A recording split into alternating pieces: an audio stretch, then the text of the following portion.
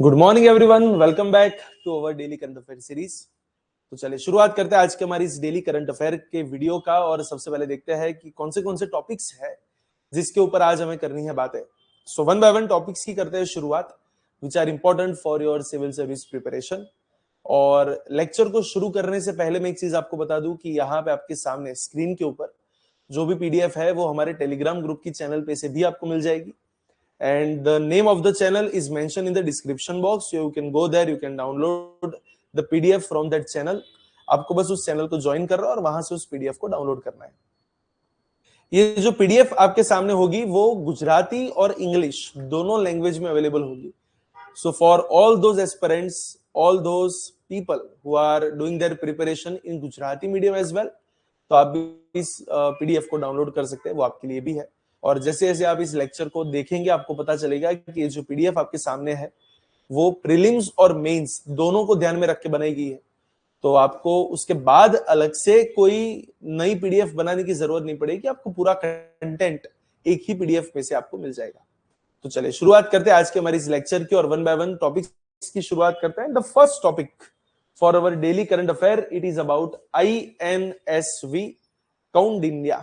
अब क्या है ये कौंडिन्या? सो अभी रिसेंटली बहुत ही ज्यादा न्यूज में है कौंडिन्या, तो उसके बारे में थोड़ा बहुत वहां पे जान लेते हैं। INSV कौंडिन्या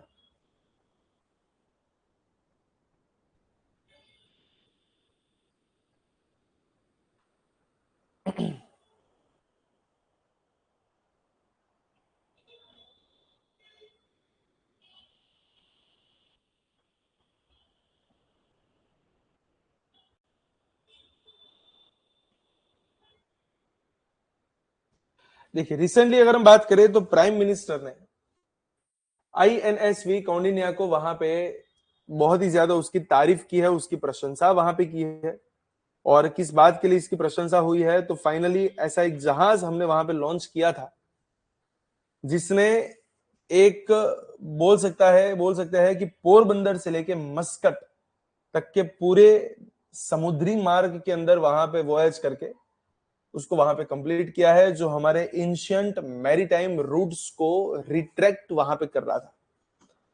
एक इस टाइप का दिखा हुआ एक जहाज जो स्पेसिफिकली बनाया गया, जो हमारे एंशियंट जहाजों को थोड़ा सा रिप्रेजेंट कर रहा है, जिसका नाम था INSV कौंडिन्या, जिसने पोरबंदर से लेके मस्कट तक के पूरे रूट को वहां पे कंप्लीट किया। और इसलिए प्राइम मिनिस्टर ने उसकी वहां पे तारीफ की है, उसकी प्रशंसा वहां पे की है। It was built using the ancient Indian stitched ship technique. The vessel showcase India's rich seafaring heritage. जो बहुत सालों पहले जिस टाइप के समुद्र की जहाज का वहां पे यूज किया जाता था, तो वैसा ही समुद्री जहाज यहाँ पे यूज किया गया है। So INSV Cordinia is an Indian naval sailing vessel recreated on the basis of 5th century CE ship depicted in the Ajanta caves painting, जिसकी इमेज हमें अजंता की केव्स के अंदर वहां मिलती है पेंटिंग्स में से, जो हमारे एंशियंट ओशन गोइंग ट्रेडिशंस को वहां पे रिप्रेजेंट कर रहा है। इसे किसने बनाया था? तो इसको बनाया था इंडियन नेवी ने in collaboration with the ministry of culture, क्योंकि पूरी कल्चरल बातें हैं।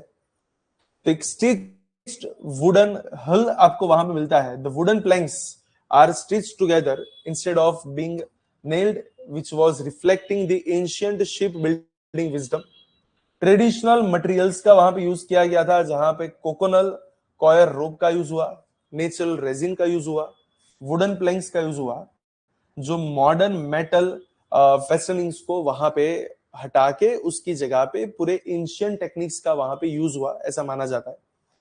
कल्चरल सिंबोलिज्म है, इट सेल्स कैरी, एक ये वाला वर्ड जो है वो आपके दिमाग में वहां पे क्लियर होना चाहिए, which is known as Ganda Berunda and sun motifs bow features a Simhayali and deck holds a Harappan style stone anchor.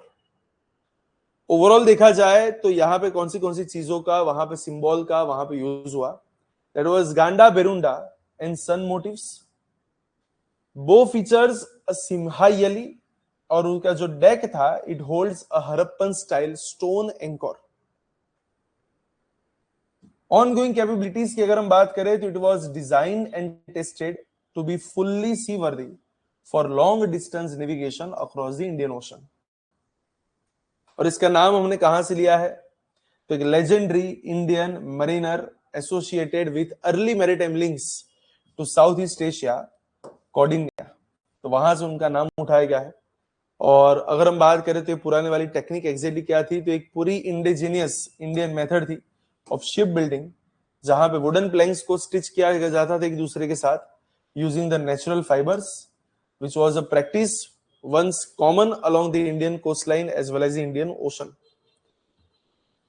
So planks को एक दूसरे के साथ वहां पे कोयर रोप से टाई किया जाता था, जिससे उनके फ्लेक्सिबिलिटी भी मिले और साथ साथ और रफ सीज के अंदर उसको वहां पे स्ट्रेंथ वगैरह प्रोवाइड हो। ऑर्गेनिक मटेरियल्स का वहां पे यूज होता था, specifically natural resins and fibres, जिससे ड्यूरेबिलिटी और बढ़ सके और साथ साथ एनवायरमेंटली सस्टेनेबल एक तरीका भी निकल सके। It was also flexible, joints reduces the damages from the waves, making ships suitable for the long ocean voyages, and it enabled Indian sailors to trade with West Asia, Africa and Southeast Asia। और बहुत ही centuries तक इसका वहां पे use किया गया, इस type की शिप का वहां पे यूज किया गया जो भी रिसेंटली वहां पे बनाई गई है। So that is all about INSV Kaundinya. चलिए the next topic which is about Pinaka long range guided rocket। Pinaka long range guided rocket, which is known as LRGR-120 long range guided rocket। DRDO ने recently Pinaka long range guided rocket का वहां पे successfully flight test वहां पे किया है complete. कहां पे? At ITR Chandipur. अब क्या है ये exactly Pinaka LRGR-120?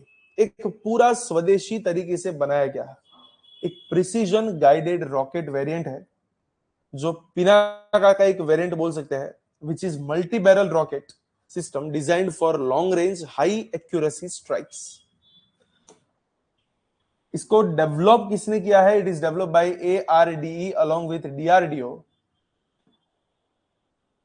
which is a part of DRDO along with High Energy Materials Research Laboratory। उसका मेन टारगेट क्या था? तो पिनाका सिस्टम जो है उसकी स्ट्राइक रेंज को वहां पे और एक्सटेंड करना, साथ साथ बहुत ही कम कोलेटरल डैमेज के साथ एक मोर प्रिसीजन गाइडेड फायर पावर को वहां पे प्रोवाइड करवाना और ऑपरेशनल फ्लेक्सिबिलिटी को और एनहांस करना यूजिंग एग्जिस्टिंग पिनाका लॉन्चर्स। उसके मेन फीचर्स क्या है? It is capable of striking targets up to 120 kilometre, significantly increasing the battlefield reach. Precision वहां पे बहुत ही परफेक्ट है, जहां पे एडवांस नेविगेशन और कंट्रोल का वहां पे यूज किया गया है, जिससे text book accuracy on targets को और बढ़ाया जा सके। साथ साथ it is demonstrated planned manoeuvres through out the flight trajectory का वहां पे यूज किया गया है। लॉन्चर कैपेबिलिटी की अगर हम बात करें तो it can be fired from the service Pinaka launchers, enabling multiple variants from the same platform. तो एक ही प्लेटफॉर्म से अलग अलग चीजों को वहां पे लॉन्च किया जाता है। It's a kind of rocket launcher. ध्यान रखना, एक रॉकेट लॉन्चर है जो कुछ ऐसा वहां पे दिखता है पिनाका, और पूरा का पूरा स्वदेशी है, पूरी डोमेस्टिक टेक्नोलॉजीज का वहां पे यूज हुआ है। सो बोल सकते हैं कि हमारी आर्मी की जो लॉन्ग रेंज प्रिसीजन स्ट्राइक है, उसकी कैपेबिलिटीज है, उसको वहां पे और बढ़ाता है, ऑपरेशनल वर्सेटिलिटी को वहां पे बढ़ाते हैं, और साथ साथ कोलेटरल डैमेज को वहां पे रिड्यूस किया जाता है। बहुत ही परफेक्ट तरीके से टारगेट को हिट किया जाता है। So that is all about Pinaka long range guided rocket. साथ साथ एक टॉपिक अभी यहाँ पे रिसेंटली मोदी जी ने ही वहां पे इसको भी आइडेंटिफाई किया था, that was Narsapuram lace craft. So prime minister highlighted the Narsapuram lace craft in the Mann ki बात रेडियो, और जहां पे उन्होंने स्पेसिफिकली किसके ऊपर फोकस किया था? तो ये जो लेस क्राफ्ट है, it is related to woman led economic empowerment plus cultural continuity. ये जो क्राफ्ट है उसका GI टैग वहां पे रिन्यू किया गया, और उसी रिन्यूएशन से उसको वापस एक अटेंशन वहां पे मिला है, एक ट्रेडिशनल लाइवलीहुड बोल सकते हैं। कौन से रीजन के आसपास? तो गोदावरी रीजन के आसपास। और क्या है एग्जैक्टली ये लेस क्राफ्ट, अगर उसके बारे में जाने, एक होममेड क्रोशेट लेस ट्रेडिशन है जहां पे fine threads are transformed into intricate lace products using a single crochet hook, reflecting the high skills as well as the patience. कौन से रीजन के अंदर ये वाला लेस क्राफ्ट फेमस है? It is West Godavari as well as Ambedkar Konaseema district of Andhra Pradesh. Overall आपको पता होना चाहिए कि जो नरसापुरम लेस क्राफ्ट है वो कौन से स्टेट से बिलोंग कर रहा है? From Andhra Pradesh. मेन उसके की सेंटर कहां पे है? तो एक तो नरसापुरम, साथ साथ पालाकोल, रेजोल और अमलापुरम। शुरुआत हुई थी 1844 से, जहां पे ये जो लेस मेकिंग की जो पूरी टेक्निक्स थी वो लोकल वुमन को सिखाई जाती थी बाय यूरोपियन मिशनरीज।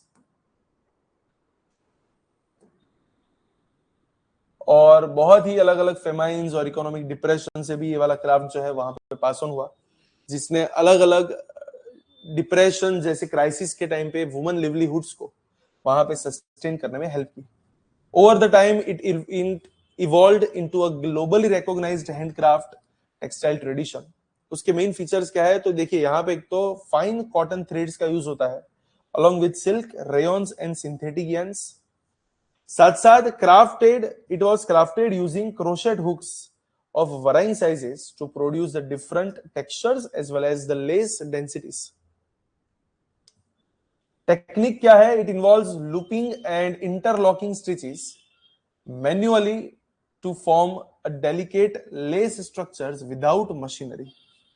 मोटिव्स वहां पे कौन से होते हैं? तो नॉर्मली या तो फ्लोरल होता है, या तो पेस्ले होती है, या फिर ज्योमेट्रिक पैटर्न्स का वहां पे यूज किया जाता है। प्रोडक्ट रेंज क्या है? तो गारमेंट्स बनाए जाते हैं, होम फर्निशिंग्स वहां पे बनाए जाते हैं, एसेसरीज वहां पे यूज होती है, बीट स्प्रेड्स वहां पे यूज होते हैं, बनाए जाते हैं, table linen, cushion covers, stoles as well as wall hangings. तो इन सारी जगह पे आप इस लेस क्राफ्ट का यूज कर सकते हैं। थाउजेंड्स ऑफ वुमन को एक रेगुलर इनकम वहां पे प्रोवाइड करता है ये वाला क्राफ्ट, जो हाउस होल्ड इकोनॉमीज के अंदर एक प्राइमरी कंट्रीब्यूटर वहां पे प्रूव हुआ है। It also safeguards indigenous textile tradition जो throughout the generation by generation pass हुआ है। And that is all about this Narsapuram lace craft from Andhra Pradesh. Next topic which is about defence acquisition council. और क्या है अभी यहां पे न्यूज में? देखिए, डिफेंस एक्विजिशन काउंसिल ने अभी रिसेंटली एक 79,000 करोड़ रुपीस के प्रपोजल को, किसके प्रपोजल थे कि कुछ कैपिटल एक्विजिशन के प्रपोजल्स, उसको वहां पे एक्सेप्ट किया है to strengthen the operational capabilities of arm forces. तो पहले ये तो पता होना चाहिए कि डिफेंस एक्विजिशन काउंसिल है क्या। तो देखिए, डिफेंस के अंदर जब भी कोई कैपिटल डिफेंस प्रोक्यूरमेंट्स करने की बात आती है, जब भी कुछ परचेज करने की बात आती है, तो एक रिस्पॉन्सिबल डिसीजन मेकिंग बॉडी बनाई गई है जिसका नाम है डिफेंस एक्विजिशन काउंसिल, जो वहां पे उनके एक्विजिशंस के ऊपर अप्रूवल्स देते हैं। और इसका सेटअप कब से हुआ था? तो group of ministers on reforming national security system के रिकमेंडेशंस पे। उसका चेयरमैन होता है हमारे डिफेंस मिनिस्टर, दैट इज रक्षा मंत्री खुद बैठते हैं यहाँ पे। मेंबर जो है वो रक्षा राज्य मंत्री होते हैं। चीफ ऑफ डिफेंस स्टाफ खुद बैठते हैं, chief of army navy and air force वहां पे बैठते हैं, और ये सब लोग मिलके एक्विजिशन को वहां पे अंजाम देते हैं। अदर मेंबर्स में डिफेंस सेक्रेटरीज होते हैं, अलग अलग secretaries of defence production, defence R&D, defence finance, उन सबको वहां पे बिठाया जाता है। फंक्शंस क्या है? तो लॉन्ग टर्म प्रिस्क्रिप्टिव प्लान वहां पे अप्रूव करना, और नॉर्मली देखा जाए तो acquisitions in the next 15 year long term perspective plan को वहां पे बताना। साथ साथ जो भी नेसेसिटीज है, that is acceptance of necessities, उसको वहां पे ग्रांट करना। तो they grants acceptance of necessities for capital acquisition projects which are proposed in inclusion in 5-year plans, forming the first formal step in the procurement.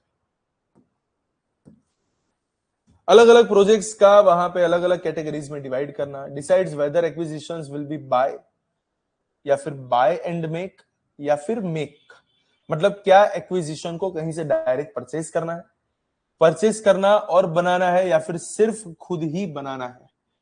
तो वो सारी चीजें ये लोग डिसाइड करते हैं on the basis of indigenisation as well as domestic capabilities. Plus जैसे एक बार प्रोजेक्ट हाथ में लिया तो उसको वहां पे मॉनिटर करना, फीडबैक के बेसिस पे उसको उसके प्रोग्रेस को वहां पे चेक करना, पॉलिसीज के साथ कोऑर्डिनेशन करना। सो सिग्निफिकेंस क्या है, एक तो टाइमली एक्विजिशन हो पाएगा, डिसीजन मेकिंग और बेटर हो सकेगी जिससे डिलेज वहां पे कम होंगे, और इंडिजिनियस डेवलपमेंट को हम फोकस वहां पे और ज्यादा उसको प्रमोट कर सकते हैं, जिससे हमारा आत्मनिर्भर डिफेंस फ्रेमवर्क जो है वो और ज्यादा स्ट्रेंथन हो सके। And the last topic that is about Santhali language. We all know that Santhali has been added to the 8th schedule of Indian Constitution, और जो 22 लैंग्वेज है उसमें 22nd 22वीं लैंग्वेज ही ये वाली है संथाली। तो 22वीं लैंग्वेज जो है the 8th schedule of Indian constitution, वो अभी कुछ न्यूज में है।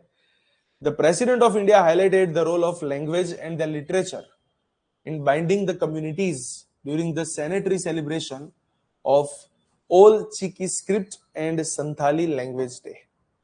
संथाली लैंग्वेज क्या है, इंडिया की एक एंशियंट लिविंग ट्राइबल लैंग्वेज जो मेजरली कहां पे बोली जाती है, it is spoken by Santhal community, और इसीलिए उसको रिकॉग्नाइज किया गया है 8th शेड्यूल के अंदर, जिसकी अभी रिसेंटली मैंने बात करी।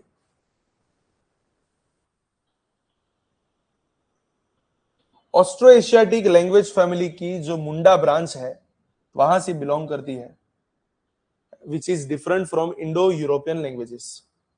Traditionally transmitted through oral literature, songs, folklores as well as rituals.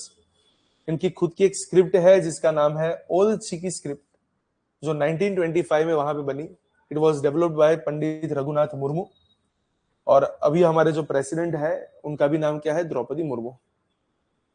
Current status क्या है, तो 8th शेड्यूल के अंदर इसको इंक्लूड किया गया बाय 92nd अमेंडमेंट 2003, जहां पे बोडो, डोगरी, मैथिली और संथाली 4 लैंग्वेज को ऐड किया था।